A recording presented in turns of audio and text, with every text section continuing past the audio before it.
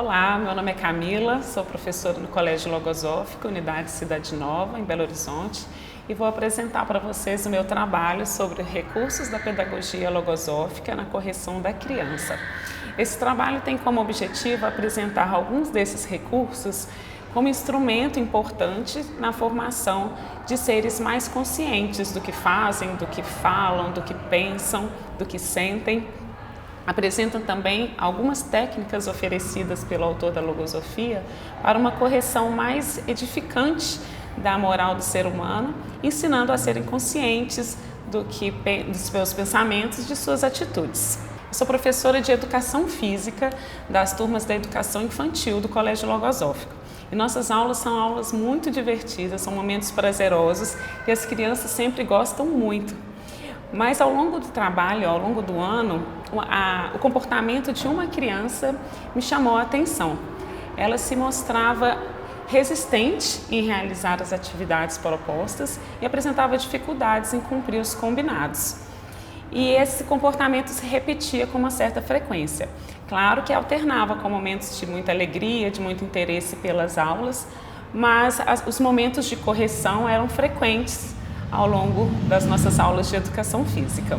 Durante as aulas de educação física, as crianças seguem uma certa rotina com combinados construídos com as próprias crianças.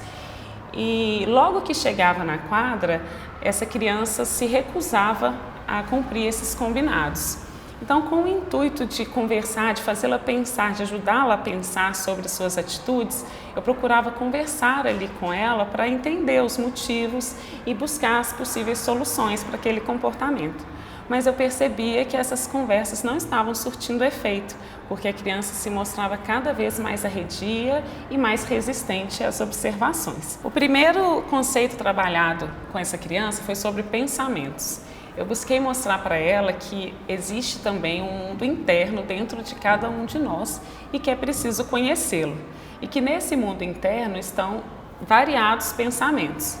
E através de exemplos da minha própria vida, eu mostrava para essa criança que existem os pensamentos bons e os pensamentos ruins.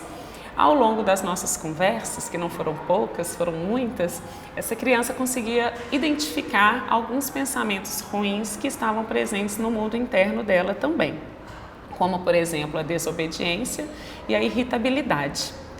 Então, eu expliquei para essa criança que nós precisávamos trocar um pensamento ruim identificado por um pensamento bom e ajudava essa criança a pensar quais são esses pensamentos, quais eram esses pensamentos que nós precisávamos trocar. E então precisávamos também observar as consequências, o que acontecia de diferente quando conseguíamos trocar um pensamento ruim pelo pensamento bom. E essa criança se esforçou muito para lutar contra esses pensamentos. E a cada reforço positivo dado pelo esforço que ela realizava, essa criança se enchia de alegria. Então esse foi um momento muito importante para que as correções começassem a surtir efeito. Ao compreender melhor sobre o conceito de pensamentos e conseguir identificar alguns que não eram adequados, outro importante elemento foi sendo trabalhado com essa criança, que foram as atitudes de bem. Sempre através de exemplos e analogias, eu ajudava essa criança a entender a importância de se ter atitudes de bem. E juntas nós conseguíamos identificar várias boas condutas praticadas por ela em diversos momentos, diferenciar as boas das más condutas, observar internamente as consequências, tanto do mundo interno como no mundo externo, na verdade, as consequências dessas ações, e então fazer as escolhas corretas, fazer as melhores escolhas. Um outro elemento importante trabalhado com essa criança ao longo das nossas conversas foi sobre o aproveitamento do tempo. As nossas aulas de educação física são aulas muito divertidas, que as crianças gostam muito. E ela também gostava. Então eu procurava mostrar para ela que ela precisava aproveitar melhor o tempo da aula para conseguir realizar as atividades que ela tanto gostava. E propus que ela observasse como as demais crianças conseguiam aproveitar essa aula e como que elas conseguiam realizar todas as atividades divertidas e importantes da aula de educação física. E propus também, sugeri também que trocássemos um pensamento ruim por um pensamento bom e observássemos como que seria a nossa próxima aula de educação física. E aos poucos, essa observação foi dando lugar à experimentação. A criança começou a compreender que ela conseguia também aproveitar melhor o tempo da aula e realizar todas as atividades propostas que ela gostava muito. E foi emocionante, foi muito emocionante acompanhar e participar de cada evolução, de cada conquista dessa criança ao longo do ano. Para que as correções sejam eficazes e atinjam os objetivos buscados, é fundamental que o docente compreenda conceitos importantes de elementos que auxiliam esse processo de correção, que os observe internamente, os vivencie internamente, para só então transmitir para a criança os valores e os conceitos que vão ajudar a serem conscientes de seus pensamentos e de suas atitudes. Então, ao longo do processo, eu precisava que essa criança entendesse que eu não estava ali para castigá-la. Eu precisava conquistar a confiança dessa criança. E aí, quando a gente tem esse vínculo sensível, a criança se torna mais confiante, mais segura, mais confortável para falar sobre seus pensamentos, sobre seus sentimentos. Então, com o intuito de me aproximar mais dessa criança, eu adotei algumas técnicas da pedagogia logosófica. Observação. A observação foi fundamental para que eu entendesse, para que eu percebesse o que a conduta da criança provocava em mim. Porque as atitudes das crianças provocam reações nos docentes. E nesse momento nós devemos serenar nosso estado interno para que a correção tenha a função de favorecer a compreensão da criança e não de ser uma reação do docente. O afeto.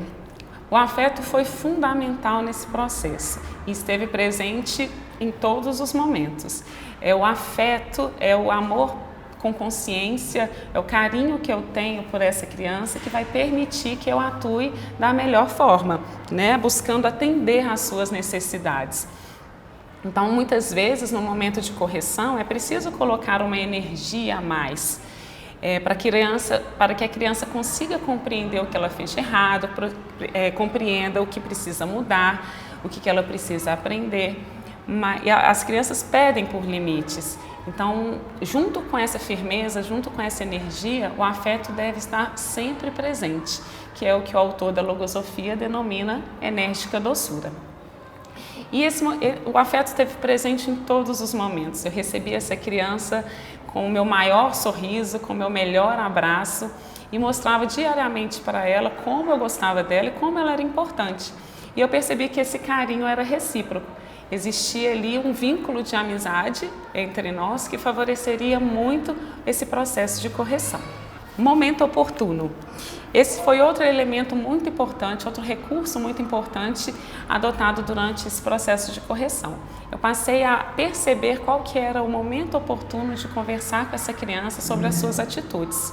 Muitas vezes, ao conversar com ela durante a aula, quando a situação acontecia, eu não dava o tempo que ela necessitava para falar comigo. A partir do instante que começamos a conversar em outros momentos, em momentos após a aula de educação física, eu percebi que as minhas explicações estavam sendo mais claras, que as perguntas estavam sendo respondidas, as reperguntas estavam sendo realizadas, sem a pressa do momento da aula e sem também a preocupação com os demais alunos que estavam ali. Era possível, então, escutá-la para poder seguir com uma correção mais assertiva e mais eficiente. Estímulos positivos. Outro recurso importante utilizado nesse processo foi o estímulo positivo, através da valorização das qualidades da criança e de suas boas ações. Dessa forma, a confiança da criança em si mesma e, consequentemente, em mim, cresceu muito. Ela se alegrava a cada valorização de seu esforço, de seu acerto e notava que eu ficava muito feliz com cada esforço e com cada acerto dela. Ao longo do trabalho com essa criança, todas as etapas do método logosófico foram trabalhadas, em cada elemento trabalhado com a criança. e gradativamente os resultados foram aparecendo. A participação da aluna na aula aumentou muito, assim como as boas ações também, as boas condutas também melhoraram. É importante deixar claro que as intervenções voltavam a acontecer, porque algumas atitudes descritas lá no começo voltavam a repetir, mas agora eu percebia que esses momentos de correção, essas conversas que tínhamos, a criança estava menos resistente, essa resistência diminuiu consideravelmente, porque ela conseguiu compreender que ela precisava aproveitar melhor o tempo e compreendeu como ela poderia fazer isso também. Então eu percebia que as nossas conversas agora era realmente um tempo válido e produtivo. O trabalho realizado ao longo do ano com essa criança nos permite concluir que alguns fatores são fundamentais para que a correção atinja seu objetivo e seja realmente eficiente. Constância no trabalho é ter a consciência que a correção faz parte de um processo e a mudança nas atitudes, os resultados não vão aparecer após uma única intervenção. A repetição inteligente. As intervenções, elas voltam sempre a acontecer, mas sempre agregando novos conhecimentos, novas conquistas, novas descobertas das crianças. Há sempre um elemento novo nessa repetição.